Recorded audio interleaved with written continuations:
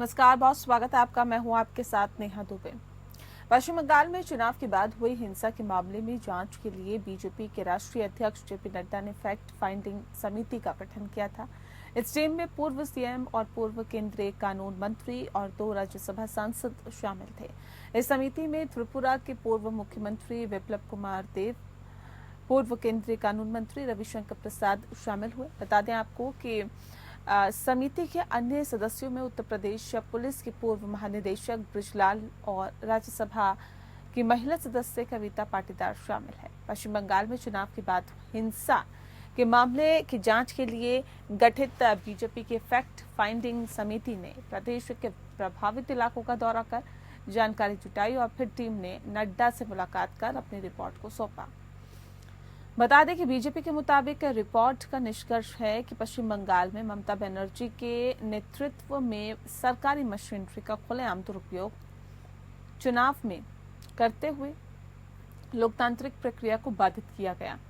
Police बल को TMC का सहायक बल बना दिया गया और आरोप है कि जिन लोगों ने टीएमसी के विरुद्ध मतदान किया उनका अधिकारियों ने उत्पीड़न किया। उनका पानी का कनेक्शन काट दिया गया, रास्ते बंद कर दिए गए, घरों के आसपास कूड़ा फेंका जा रहा है और ऐसे दोषी अधिकारियों के विरुद्ध सख्त कार्रवाई की बात भी की गई है। इसके साथ ही समिति ने सुझाव दिया है कि सुप्रीम कोर्ट और हाई कोर्ट का दरवाजा खटखटाया जाए ताकि केंद्रीय एजेंसियां वहां स्वतंत्र होकर जांच कर सके और बीजेपी के कार्यकर्ताओं की सुरक्षित घर वापसी हो सके। बीजेपी कार्यालय की सुरक्षा सुनिश्चित करने के साथ ही पीड़ित परिवारों को आर्थिक मदद उपलब्ध कराने का सुझाव दिया। ये भी कहा गया कि सभी आयोगों को वहां का दौरा करना चाहिए, ऐसे मामलों में पीड़ितों को उचित राहत दिलाई जा सके। टीएमसी संरक्षित गुंडों ने उपद्रव सहित अनुसूचित जाति जनजातियों की महिलाओं के साथ दुष्कर्म होने जैसे गंभीर आरोप भी लगाए। साथ ही बता दें कि बीजेपी सूत्रों के मुताबिक तथ्यान्वेषी समिति ने दावा किया कि राज्य में सत्तारूढ़ पार्टी का विरोध करने वाले तृणमूल के गुंडों पर का हमला जो है वो अत्याचार सामान्य बात है और ये बेहद शर्मनाक है।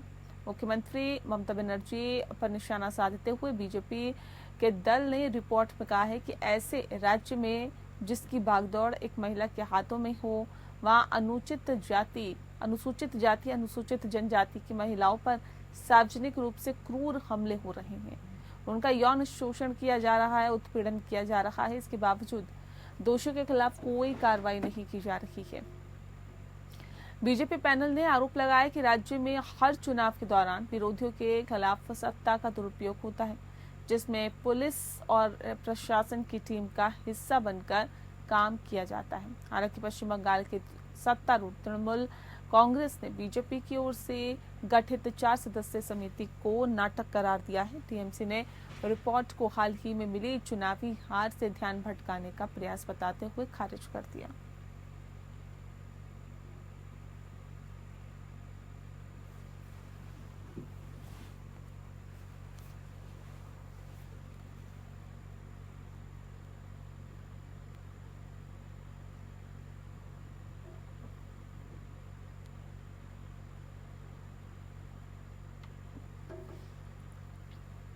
इस विषय पे तफसील से चर्चा करेंगे। खास मेहमान हमारे साथ मौजूद हैं, उनसे आपका परिचय करा देते हैं। इस वक्त हमारे साथ शशिकांत तिवारी जी हैं, नेता हैं बीजेपी के। बहुत स्वागत है आपका।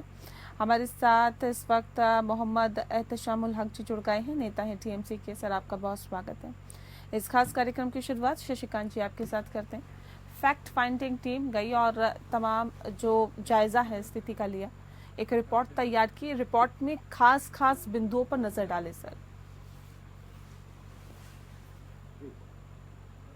देखिए, बंगाल में जो कुछ भी हो रहा है ममता सरकार के द्वारा प्रायोजित तरीके से, वहाँ पे जो शासन से पोषित जो गुंडे हैं और चुनाव के पहले भी और चुनाव के बाद भी किस प्रकार से उन्होंने तांडव मचाया, लोगों को मारना पीटना, उनके साथ अत्याचार करना, महिलाओं के साथ दुर्व्यवहार करना, ये जिस प्रकार से लगातार निरंतर चल रहा है वो बहुत ही असहनीय है। और भाजपा के राष्ट्रीय अध्यक्ष ने एक 4 सदस्यीय कमेटी बनाया अपने रिपोर्ट मंगाने के लिए। उसमें विप्लव देव जी के अध्यक्षता में रविशंकर प्रसाद जी जैसा वरिष्ठ उसमें मेंबर है। 4 लोगों ने उसकी ब्रिजलाल जी उसके सदस्य हैं। तो 4 लोगों ने उसका जो रिपोर्ट लाया, जो तथ्य सामने आए हैं, वो ये है कि प्रायोजित तरीके से जो टीएमसी के गुंडे हैं, शासन से पोषित होकर के, उन्होंने खास करके भाजपा के कार्यकर्ताओं को, भाजपा के को वोट देने वालों को और तृणमूल कांग्रेस का विरोध करने वालों को, जो उनसे असंतुष्ट हैं, तृणमूल कांग्रेस की सरकार के गतिविधियों से असंतुष्ट हैं, ऐसे लोगों को लक्ष्य बना करके मारा पीटा गया है। और कई लोग हॉस्पिटल में हैं, कई महिलाओं को निर्वस्त्र कर दिया गया, कितनी महिलाओं को बेइज्जत किया गया, उनके साथ दुर्व्यवहार किया गया। ये पूरे बंगाल में प्रायोजित तरीके से चल रहा है। और बाहर से जितने रोहिंग्या आ रहे हैं, दूसरे देश से बांग्लादेशी आ रहे हैं, रोहिंग्या आ रहे हैं, उनको सुनियोजित तरीके से बसाया जा रहा है। और इन कार्यकर्ताओं का विरोध क्या है? उन्हीं को लेकर के कि भाई किस प्रकार से बंगाल को कश्मीर आप बना रहे हैं। अगर इस बात का विरोध करते हैं या जिक्र करते हैं तो उनको मारा पीटा जाता है। आज बंगाल जो है कश्मीर बन गया है और ममता बनर्जी ने इसको कश्मीर बना डाला है और प्रायोजित तरीके से बनाया है। रोहिंग्याओं को बसाने का, बांग्लादेशियों को बसाने का सुनियोजित वहां प्लान किया जाता है। राशन कार्ड बनाया जाता है, वोटर कार्ड बनाया जाता है, उनको वोट बैंक बनाया जा रहा है। तो किस प्रकार से, और बंगाल में कश्मीर से भी भयावह स्थिति होने वाली है। कई जिलों की डेमोग्राफी बदल गई है, कई जिलों के जो जनसंख्या बदलने वाला है, वहाँ की डेमोग्राफी बदलने में सरकार मदद कर रही है, वहाँ की राज्य सरकार। तो ये बड़ा भयावह है भारत के लिए, यह देश के लिए। देश के लोग चिंतित हैं और बहुत ही दुखद स्थिति वहाँ ममता सरकार ने कर रखा है, ये तथ्य में आया। ठीक है एहतेशामुल जी, देखिए सीधे सीधे ये जो आरोप लगा रहे हैं, सीधे रिपोर्ट में कहा गया है कि सरकारी मशीनरी का खुलेआम दुरुपयोग किया जा रहा है, लोकतांत्रिक प्रक्रिया को बाधित किया गया है, पुलिस बल को टीएमसी का सहायक बल बना दिया गया है। आरोप ये भी है कि जिन लोगों ने टीएमसी के विरुद्ध मतदान किया उनका अधिकारियों ने उत्पीड़न किया है, खुलेआम महिलाओं के साथ शोषण किया जा रहा है। ये तमाम चीजें ऐसी हैं जो इस वक्त ममता सरकार पर सवाल खड़े करती है। जी नेहा जी, मैंने सारी बात आपको सुनी। हमारे जो अभी सामने पैनलिस्ट बैठे हुए हैं, जो बीजेपी के प्रवक्ता है और जो भी बात कर रहे हैं, बड़ी बड़ी बात कर रहे हैं कि बंगाल की परिस्थिति इतनी खराब है, बद से बदतर है कि कश्मीर से भी ज्यादा हालात खराब है यहाँ की। मैं आपको नेहा जी स्पष्ट रूप से बोलना चाहता हूँ कि देखिए, आप अभी गूगल अगर आप क्लिक करेंगे, टाइप करेंगे, तो भारत में सबसे सुरक्षित राज्य अगर कोई है तो वो पश्चिम बंगाल है, जिसे हम सिटी ऑफ जॉय कोलकाता के कहते हैं। तो सबसे पहले देखिए, ये माटी जो है रविन्द्रनाथ ठाकुर का माटी है। ये माटी जो है मिट्टी ईश्वर चंद्र विद्यासागर की मिट्टी है। ये मिट्टी नेताजी सुभाष चंद्र बोस की मिट्टी है। ये मिट्टी ये ऐसे ऐसे लोगों की है, विद्वानों की है, जिन्होंने देश के लिए पूरे, न कि सिर्फ बंगाल के लिए, पूरे देश के लिए उन्होंने सोचा। जो गई थी झूठ बोल रही है क्या? नेहा जी नहीं, झूठ बोल रही है क्या टीम सर? नेहा जी ये बिल्कुल बकवास है, बिल्कुल झूठ है। जो हमारे सामने बैठे हुए बीजेपी के इस तरह से देखिए खिसियानी बिल्ली खम्बा नोचे उन्होंने। आज मोदी जी यहाँ तकरीबन 18 से 20 सभाएं की लोकसभा 2024 का। अभी 4 तारीख को हम लोगों का रिजल्ट हुआ। उन्होंने कहा था कि भारत में सबसे ज्यादा अगर हमें सीट प्राप्त होगी तो वो पश्चिम बंगाल से होगी। तो देखिए आज यहाँ क्या परिस्थिति हुई, उसकी 12 सीट। बड़ी बड़ी बात करते थे कि यहाँ 42 सीट लोकसभा की है तो 42 सीट मैं ले लूंगा। तो देखिए ये किसी न किसी तरह से पश्चिम बंगाल में यहाँ की जनता, जो शिक्षित जनता, भारत की तमाम राज्यों में सबसे अगर अच्छी जनता अगर आती है तो वो बंगाल की आती है। ये पढ़ते हैं, लिखते हैं, उसके बाद सोचते हैं, तब अपना प्रयोग मत करते हैं। लेकिन इनको क्या हुआ, सिरे से निकाल दिया। 2021 में इन्होंने कहा था कि आपकी बात 200 के पास, तो उस समय 70 सीट पर इन लोग आए थे। आज देखिए इस बार इनको बताइए, तो कह रहे हैं कि बेकार की बात कर रहे हैं, बेबुनियाद बात कर रहे हैं, इसमें कोई मतलब ही नहीं है, इसका कोई तथ्य ही नहीं है। एक सेकंड आ रही हूँ एहतेशामुल जी, मैं आती हूँ। नहीं मैं आ रही हूँ ना सर, वेट करिए थोड़ा सा प्लीज, थोड़ा सा। शशिकांत जी, सवाल इस बात को लेकर है ना कि सर इस टीम का जो गठन किया गया है, इस टीम में पूर्व सीएम और पूर्व कानून मंत्री, 2 राज्यसभा सांसद शामिल है।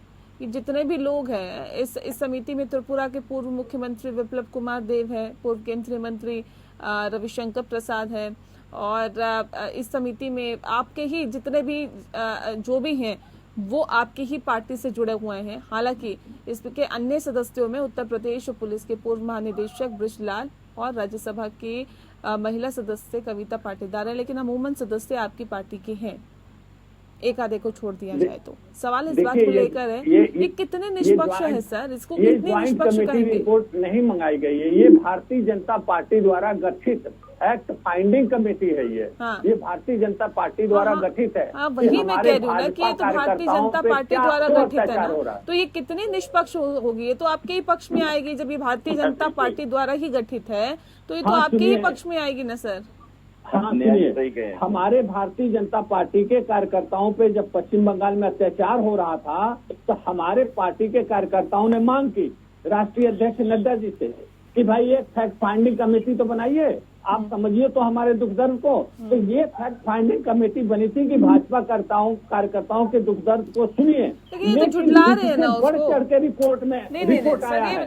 फैक्ट फाइंडिंग में कुछ और फैक्ट भी आए हैं जिसका जिक्र मैं आपके सामने कर रहा हूँ। एक फैक्ट आया है कि रोहिंग्याओं को बसाने में टीएमसी सरकार पूरी तरीके से मदद कर रही है, उनको रेड कारपेट बिछा रही है, एक बात। दूसरी बात कि वहां पे एक महिला हमारी जो मुस्लिम अल्पसंख्यक कार्यकर्ता है खातून करके एक महिला, उसको टीएमसी के गुंडों ने मारा और मार करके इसलिए वहां मारा कि तुम मुस्लिम महिला हो करके भारतीय जनता पार्टी के पक्ष में कैसे प्रचार कर सकती हो, कैसे तुम वोट देने की बात कर रही हो। ये उसी विचारधारा के लोग हैं, ये जो लोग पटा रहे हैं, जो सामने साथी बैठे देश में अगर सबसे ज्यादा लोग सुरक्षित हैं या अगर सबसे ज्यादा सुरक्षित प्रदेश है, इनको रोहिंग्याओं से प्यार है, इसलिए ये ऐसे नहीं ना कि भाजपा ने फैक्ट फाइंडिंग कमेटी क्यों बना दिया। अरे भाई, किसी भी पार्टी को अधिकार होता है, पार्टियां बनाती हैं फैक्ट फाइंडिंग। अब जो है ये रिपोर्ट हमने उनको इसकी एक अंश दिया गया है जो NCW है। ठीक है, आप अपने फैक्ट फाइंडिंग कर सकते हैं सर, लेकिन आप दूसरों पे आरोप लगाएं, ये निष्पक्षता तो नहीं कही जाएगी ना। अगर ये टीम कोई और टीम जाती फैक्ट फाइंडिंग करती तो समझ में आता, लेकिन ये आपने अपने लिहाज से और अपने लिए अपने कार्यकर्ताओं के लिए किया है ना सर शशिकांत जी। तो ये निष्पक्ष नहीं कही जा सकती ना। नेहा जी, हमने अपने कार्यकर्ताओं के लिए जरूर किया, लेकिन फैक्ट तो कुछ और आ रहे हैं। अब महिला आयोग ने वहाँ के पुलिस को, स्थानीय पुलिस को निर्देश दिया है कि महिलाओं पे जितने अत्याचार हुए हैं, चाहे वो संदेश खाली में हुआ हो और चाहे दूसरे जगह पे हुआ हो, तो ये जो भी अत्याचार हुए हैं, कई जिलों में अत्याचार हुए हैं, तो उन पर FIR दर्ज करके रिपोर्ट दें। अभी तक वहाँ की पुलिस ने उन महिलाओं पे हुए अत्याचार का ना तो FIR दर्ज किया है, ना महिला आयोग को सूचित किया है। तो ये क्या है? ये एक तरफा है कि नहीं है? महिला आयोग तो वो सरकार की बॉडी है। महिला आयोग तो किसी एक पार्टी की नहीं है। महिला आयोग को तो ये हक है, कानूनन हक है, तो पुलिस को निर्देशित कर सके, पुलिस से जवाब मांग सके।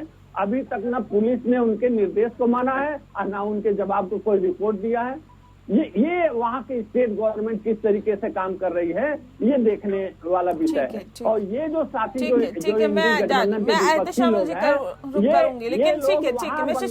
कश्मीर बनाने में कोई कसम नहीं छोड़ेंगे, जबकि इनको पता नहीं है कांग्रेस को सबक सिखा दिया वहाँ पे लोगों ने।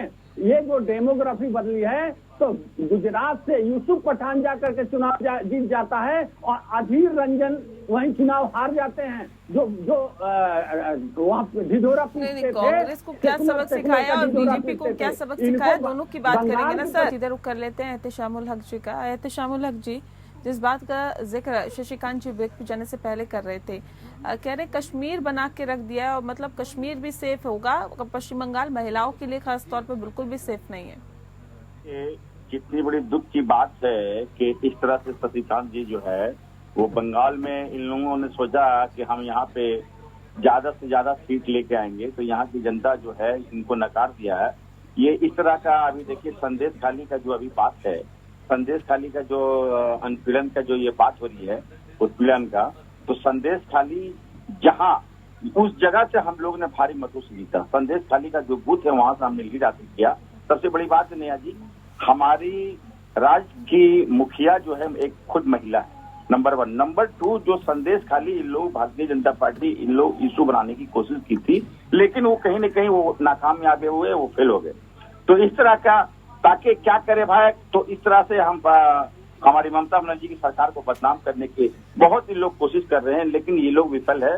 देखिए ये बंगाल है, पश्चिम बंगाल देखिए शशिकांत जी तो कह रहे हैं पहले भी आपने बदनाम करने की कोशिश की, आज भी आप बदनाम करने की कोशिश कर रहे हैं। पहले भी मुंह की खाई और आज भी मुंह की खाई आप लोगों ने, लेकिन नतीजा क्या निकला आप लोग देखिए ना। पहले विधानसभा चुनाव हुए तब भी आप लोगों को कम आंकड़ों पे ही सिमटा दिया, और इस बार तो पहले के मुकाबले लोकसभा चुनाव में भी सीटें कम लेके आए हैं। तो जनता तो जान रही है, भले ही आप कितने आरोप लगाएं, लेकिन पश्चिम बंगाल की जनता जानती है कौन उसके लिए बेहतर है। मैं आ रही हूँ ना सर, एक सेकंड रुकिए शशिकांत जी से सवाल, मैं आ रही हूँ। एहतशामुल जी आ रही हूँ ना सर, फिर पूछूंगी आपसे सवाल। शशिकांत जी। नेहा जी, चुनाव हार जीत एक बात है, कोई जीते कोई हारे। चुनाव हार जीत एक बात नहीं होती ना सर।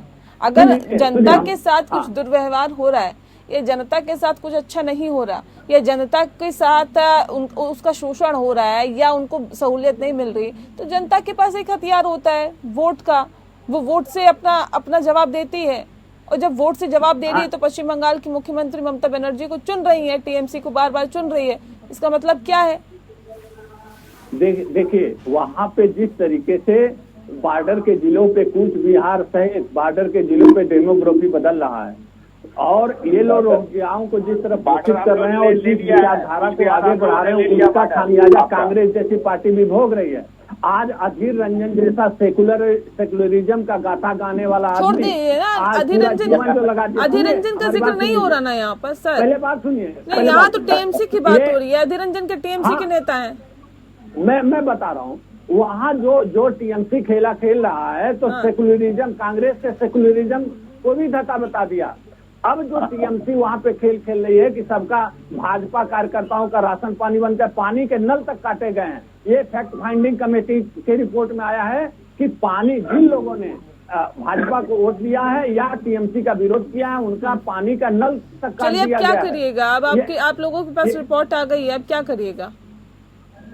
अब जिन जो आयोग है, या महिला आयोग है, महिला आयोग को ये सारे फैक्ट फाइंडिंग रिपोर्ट सौंपे जाएंगे, स्थानीय पुलिस को सौंपा जाएगा, डीजीपी को सौंपा जाएगा, और दूसरे जो भी अथॉरिटी, संवैधानिक अथॉरिटी है, उनको ये रिपोर्ट दी जाएगी कि आप जांच करा लें और इस पर आप नियमतः कार्रवाई करें। और पहले से संदेश खाली का मसला तो सबने देखा ना, जो कुछ हो रहा है आयोग को भी पता है, सबको पता है, सुधर गया, कश्मीर तो ठीक हो गया केंद्र सरकार की कार्रवाई से, लेकिन बंगाल जो है कश्मीर से अब आगे निकलने वाला है और बड़ी परिस्थितियां बिगड़ जाएंगी। कांग्रेस को भी बोलना पड़ेगा, नहीं तो कांग्रेस के अधीर रंजन सहित सारे लोग हो जाएंगे बाहर, और यहाँ नया खेल चलेगा। डेमोग्राफी बदल रही है, ये लोग यूसुफ पठान जैसे लोगों को बुला करके जिता सकते हैं, और अधीर रंजन जैसे सेकुलरिज्म को हराएंगे।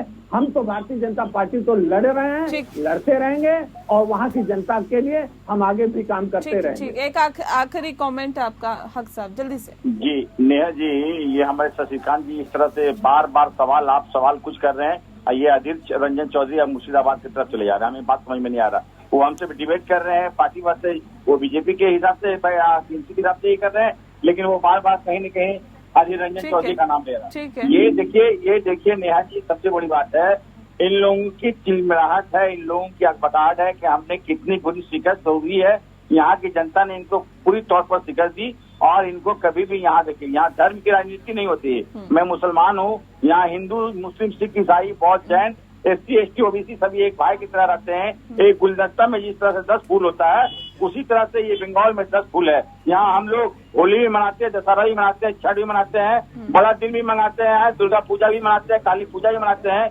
ईद भी मनाते हैं, सब मिलजुल के मनाते हैं। हम सवाई अब हमारे घर में हिंदू भाई आके खाते हैं, और मैं जब ये भोग जो है कालिका माता का जो पूजा होता है, तो मैं समझ लिए हमारे हिंदू भाई के यहाँ मैं भोग खाने के जाता हूँ। तो यहाँ का संस्कृति, ये कल्चर, ये सभ्यता है, उनको समझना होगा। जो हमारे शशिकांत जी पहली बड़ी बात कर रहे हैं, उनको समझना होगा, ये Bengal thinks today, India thinks tomorrow. ये वो धरती है, यहाँ नफरत नहीं चलती, यहाँ प्यार चलता है, और ममता बनर्जी अपने लोगों की प्यार बांटती है। नहीं, ना सिर्फ पश्चिम बंगाल में बल्कि पूरे देश की बात हम कर रहे हैं, देश में पूरे प्यार चलता है। बहरहाल बहुत शुक्रिया आप दोनों मेहमानों का हमारे साथ इस खास चर्चा में शामिल होने के लिए। खास पेशकश में फिलहाल इतना ही, नमस्कार।